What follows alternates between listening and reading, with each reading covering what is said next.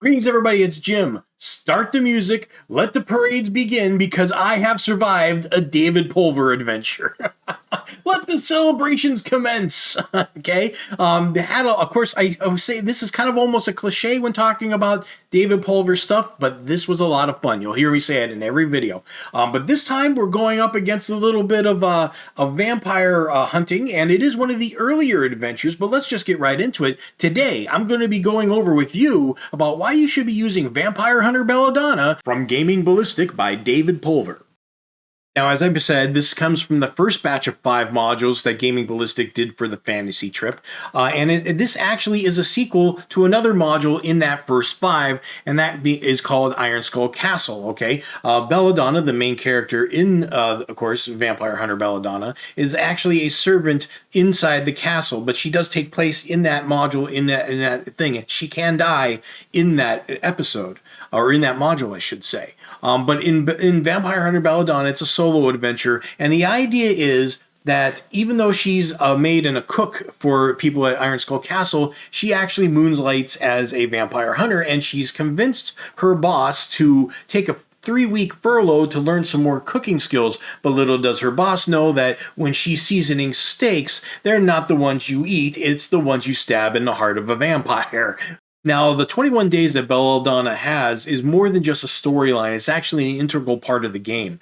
Belladonna has 21 days to make it through as much as the adventure as she can or cares to, and then make it back to Iron Skull Castle in time so she doesn't lose her job. And that's an important part right there, making it back. You really have to track on the map how far you've come so you know you have enough days to make it back. And that's just really simple math, but there is a little pressure luck involved because there are things that can delay you. So even if you're going back the same path, because you do roll for daily encounters, and if you get caught up on some of them, you can become delayed and that would be worse than meeting brigands in the road in some cases because you'll end up being late.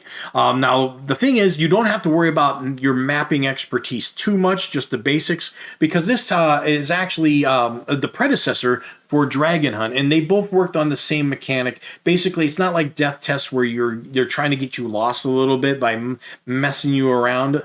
Basically, it's, because it's the outside world. It's like you're going from city to city, town to town, basically. So, you got a city over here. He says, okay, if you go north, you're going to go to that city. It's very, very basic. Everything's together. You don't have to worry about any weird turns or anything like that. But that's okay. That's not the part of the adventure that really matters here. But also, like Dragon Hunt, Belladonna basically is all about vampires, as Dragon Hunt was all about dragons, okay? Everything's got a vampire theme. Not everything is just like, ooh, there's a vampire, kill it, here I am.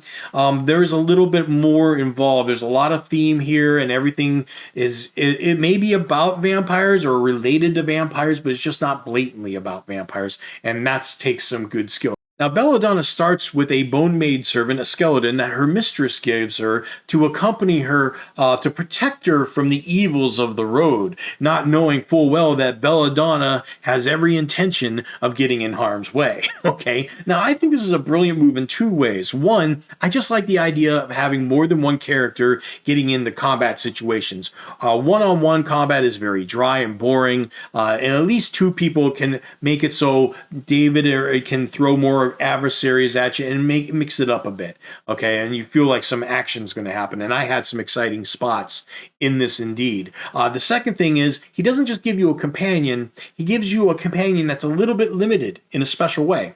It's a skeleton, so first off, 8 points of damage and it's gone. One good smack and one good roll, not even has to be a critical, and it's just gone because skeletons, just get crushed. Of course, arrows do go through it, so that's a little bonus in the other direction.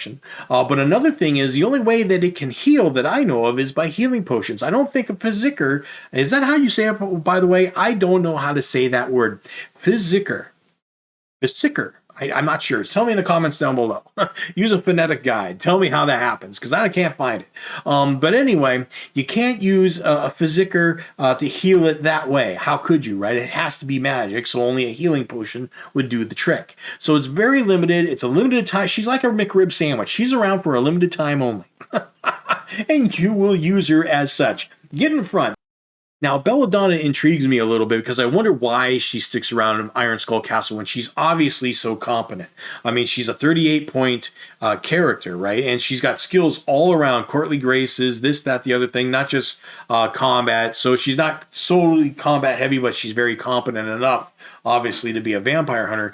But as she's also got 7,500 silver pieces worth of equipment, which I wish they would have put in there, because when they tell you you can make your own character, they probably should have said how much of equipment you can buy or something like that, because she's got a Stoneflesh amulet, she has a Summon Mirmanin gem, a Dazzle gem, and of course tons of weapon poison for her daggers and her shotgun that she throws. Now the only question I have about that is, if you've messed around with shotgun, shrike, whatever you want to call them, you get them at the fireworks store. They're not sharp. They're pointed, but they're not sharp, right? If there was a real one, I would wonder if having weapon poison on those would be wise.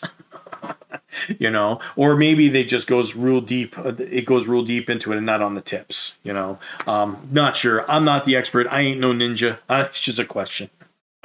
But anyway, a lot of things about Belladonna I would like to know more about.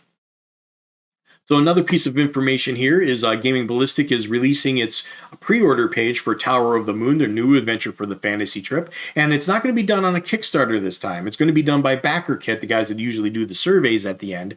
So they're doing a pre-order page. So it's going to still have some add-ons and such.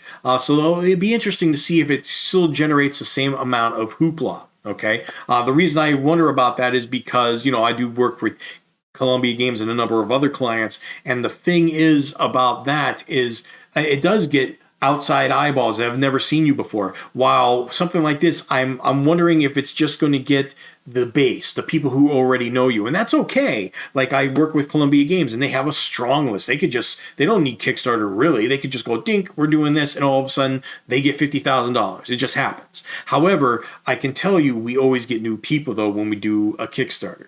So even though they're getting a 10% cut and you got to wait 28 days or so, 21 to 28 days, and have a social media guy always like me just constantly at it and stuff like that. The thing is that there are rewards to that. So it'll be interesting to see if this is the direction that Gaming Ballistic goes. So anyway, folks, that's the video for Vampire Hunter Belladonna, and I appreciate you guys. Thank you very much, and I'll see you next video.